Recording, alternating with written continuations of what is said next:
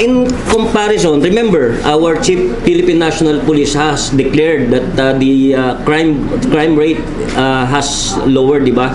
Particularly on street crimes. Kung pagmasdan natin, the theft, tignan mo yung theft compared dun sa weekly average na nangyayari before.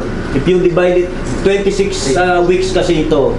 Kung tignan mo dun sa 2 weeks, ang weekly average is 162 lang dun sa theft compared dun noong 2015 at saka noong 2016. If you compare it to 2 weeks, kasi we have barely 2 weeks, di ba?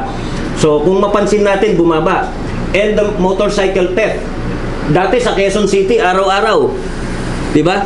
Ngayon hindi kami makatalaga ng isa. Dati sa Quezon City, isa-isa ang karnaping dyan. Look at what happened for the past 2 weeks. Walang isang karnaping sa isang so tama yung sinabi ng ating Chief PNP na bumaba yung ating street crimes. These are all considered street crimes kasi nangyari sa streets. Ito ang epekto ng ating kampanya laban sa droga because most of the street crimes are related sa illegal drugs. So kung mapansin natin, malaki ang pinagbago ng ating crime rate, particularly sa NCR. This is just for NCR alone.